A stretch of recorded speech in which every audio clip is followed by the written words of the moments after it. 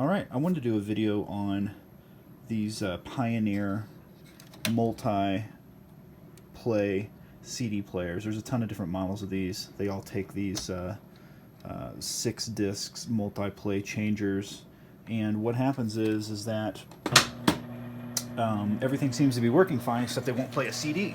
CD loads up, starts to spin, nothing plays. The problem that happens with these is that the CD unit is actually mounted upside down. That's why you have to put the CDs into the cartridge upside down, because the laser that's in here shoots straight down at the CD, so the CD needs to be facing up. But the only problem with that is that the lens is also upside down, and it is held in by a really, well, not crappy glue. I guess it held up after 20-something years, but after a while, what happens is the lens falls out. And of course, without the CD laser lens, it's not going to play.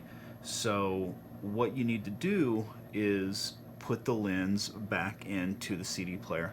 What I'm going to tell you first is a good way to find out if this is the problem with your unit is just give it a little shake. You can actually hear the lens usually rattling around inside of the CD player unit itself.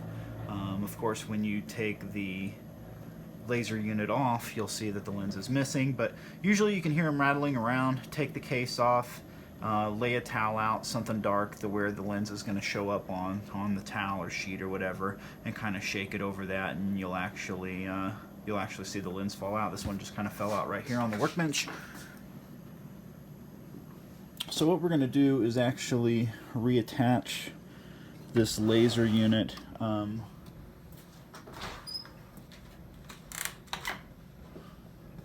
What I use is, you don't want to use super glue, no matter what. No super glue at all, because it's so thin that it runs behind the lens and actually ruins the lens. I've tried super glue before I found a good solution. I did some reading, ruined a couple good units. It does not work. I've tried some other adhesives, but the best thing that I found, white glue, because it dries clear and it's a little bit thicker to work with. It does not run behind the lens. So we're going to get started on that, and I can show you how to take this unit out. Very simple repair.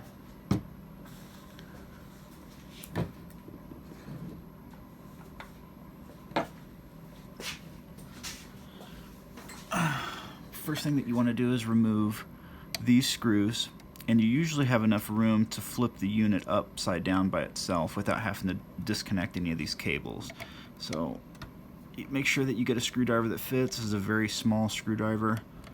Should be magnetically charged to hold.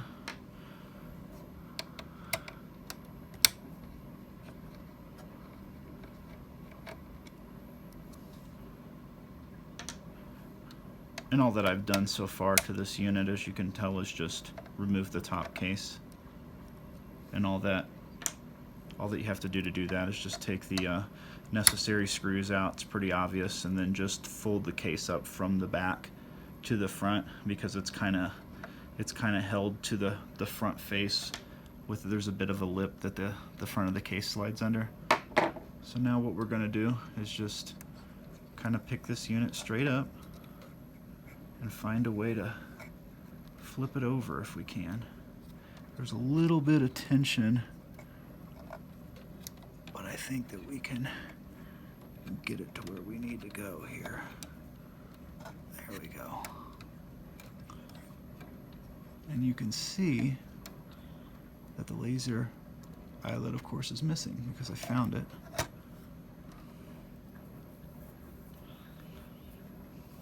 Now what we're going to do is delicately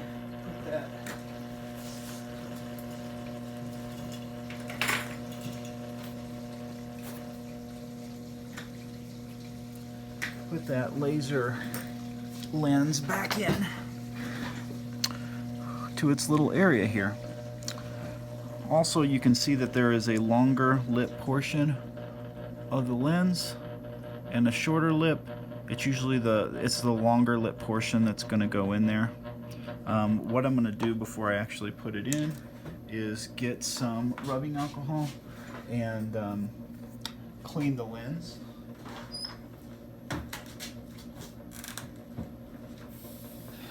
These lenses are plastic. Usually what I like to use instead of rubbing alcohol is actually Windex, because I feel like it's a little less abrasive than the rubbing alcohol. Rubbing alcohol is usually reserved for like glass, but what I'm going to do is just put just the littlest amount on a Q-tip, and I'm going to actually clean the inside of the laser unit and then go back with the dry it off.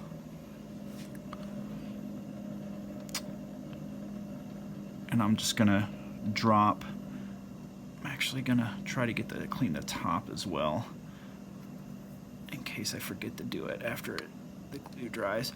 I'm gonna blow to make sure I didn't have any fiber pieces from the Q-tip sticking on there, and then I'm just gonna drop it in with that tall lip side down.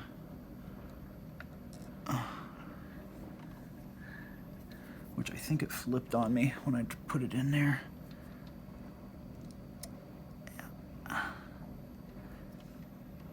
try not to get it too fingerprinted up. I'm actually just going to put it in with the tweezers because this is kind of a tight fit.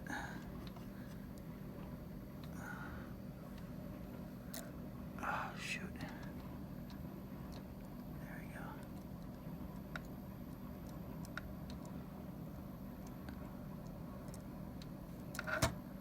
There we go, and it dropped in there. So you want to make sure that it drops down in there. And these CD laser units are kind of sitting almost like support brackets, like little shocks, but they're just little tiny hair threads of copper wire. You can kind of see it, how it bounces around there. Very delicate. You just want to make sure not to apply hardly any pressure to that, because it can't take a whole lot. What I'm going to do now is I have a super fine paintbrush that has had, I've done this a couple times, so it's it's already still had some glue left over to where it's pretty stiff. It has a little loose bristles at the end, but I need something pretty accurate to put this glue on. I'm going to try to turn this closer to me and try to get in here so you can get as good a view as possible. And what I'm going to try to do is there's a couple, you can see where the glue was originally on this, and that's basically what I'm trying to do, is just glue some of the original points to where this was attached.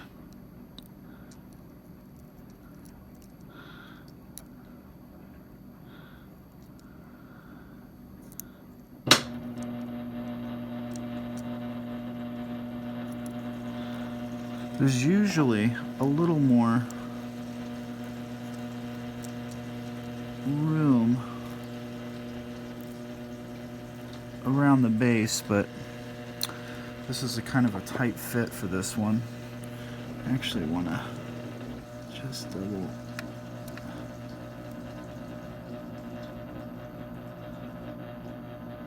I think what I'm going to do, because this unit is such a tight fit,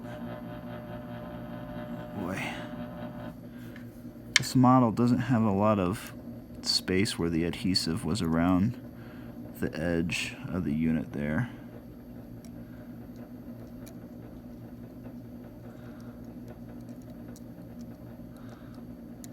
Oh, it's upside down.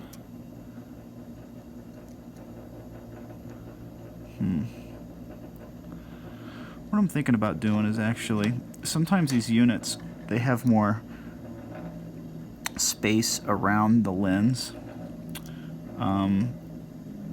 to actually apply the adhesive while the lens is in the unit. This one doesn't seem to have a whole lot of that. So what I'm thinking about doing is actually just applying the adhesive to the inside area here. Oh, Sorry, I'm out of focus a little bit. Applying the adhesive to the inside area here before I put the lens in, just because I don't think that I'm going to have enough room to do it after I install the lens. So I'm going to take a little glue, put a little dot on my workbench here.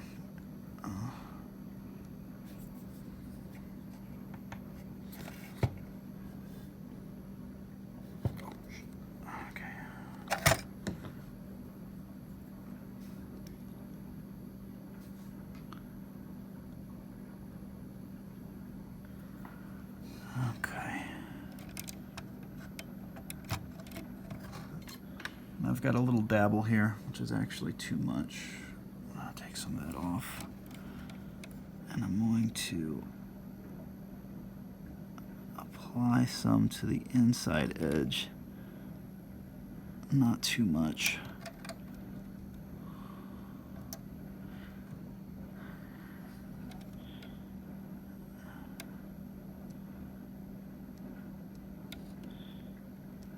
Whatever you do, you don't want to get it too close to the center portion.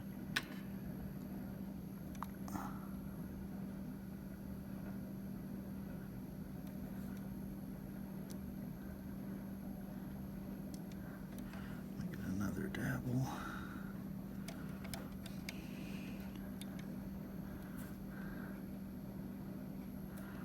Get a double there. You definitely don't want to get any glue on the support brackets, those little copper ribbons that I was telling you about. All right, so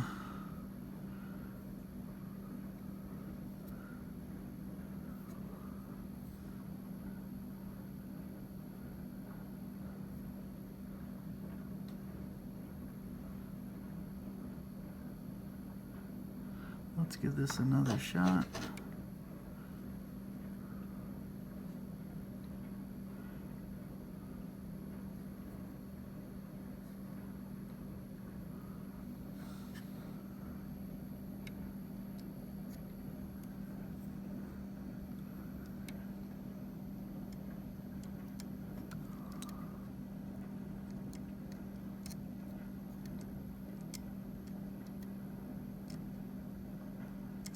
There we go.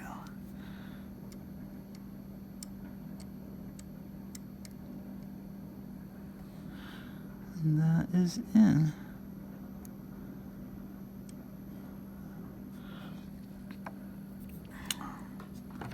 Now what I'm going to do is I'm going to get a blow dryer, and I'm going to hit it with the blow dryer. And not too close, but I'm going to hit it with the blow dryer for probably a minute or two on low, just to get that locked in so that I can put the unit back together. So if you want to bear with me just a moment, I will do that. And I'm going to pull this back. There we go.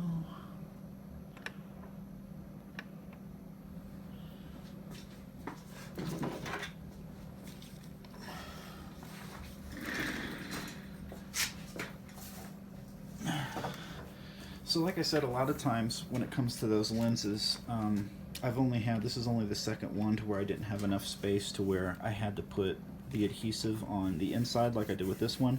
Most of the time you have enough plastic area after you drop the lens in around the lens to just put those little dabs up against the plastic and the side wall of the lens, and it usually works out perfectly. That would even work for a lens that if you had one of these units and the lens has not fallen out yet, I would probably do that as well, just to make sure that the lens would not fall out. I've fixed probably 30 of these, so it's definitely a common problem that happens.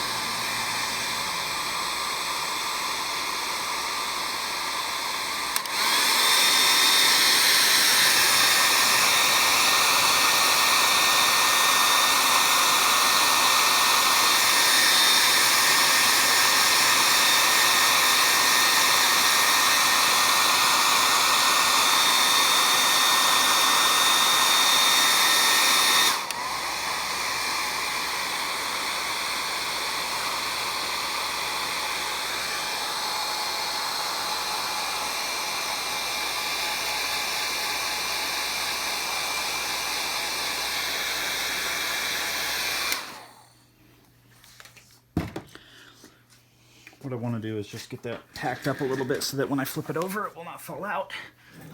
This is a little, not worrisome, but because all of the adhesive was on the inside of that lens, well, I would probably maybe let this just naturally dry overnight like this before I'd reassemble it, but for video's sake, I just want to show you guys and get this done here.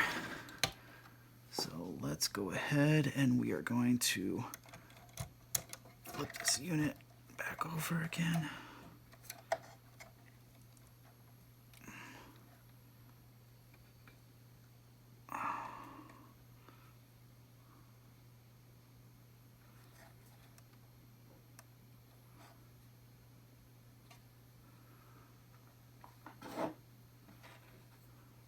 There's also a ground screw here. If you don't have enough slack to do that, you can take that out. I sometimes do that.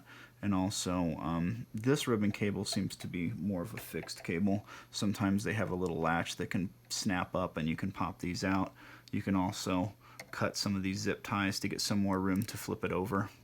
I haven't ever had to cut wires or anything like that, but it seems like they used quite a few different laser units and setups with this, with these multi-play CD players.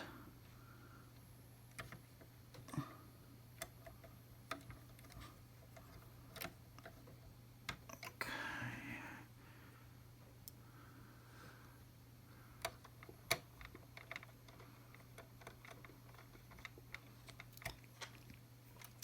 I usually would have, after I dried it, took another Q-tip with a light amount of rubbing alcohol. You just don't want any of the rubbing alcohol to leach down into the lens, so it's just basically just enough to where you can smell it on the end of the Q-tip, and there's not going to be any that can totally drench the lens. And I would have cleaned the lens again before flipping this over. I didn't want to do that just because I don't feel confident that that adhesive is fully dried enough to be rubbing the Q-tip on that lens.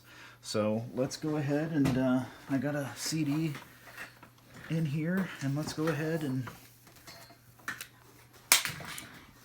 fire it up, and hopefully we get the CD playing.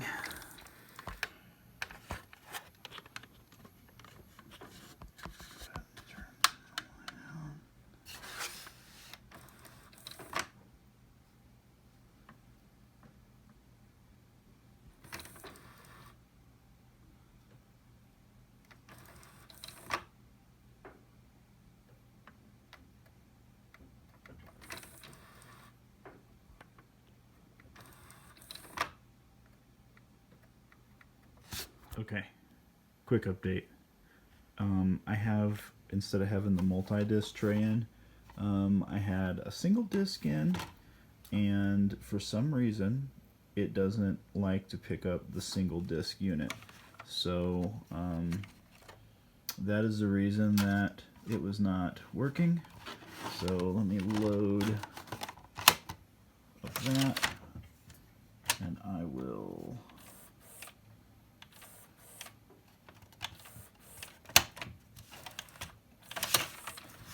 eject this, put in the 6th disc, and the disc just loaded, and that's how you know it's working. So we are good to go on this unit. Sorry for the amateur hour video, but I don't do many of these, but I've done a lot of these CD players, and I didn't see a lot of videos on there that were a lot of help. Really, the number one thing that I can say is whatever you do, don't use super glue. Rubber cement was a pain in the ass as well, and I've tried a few others. This white glue is what you should use. Best of luck.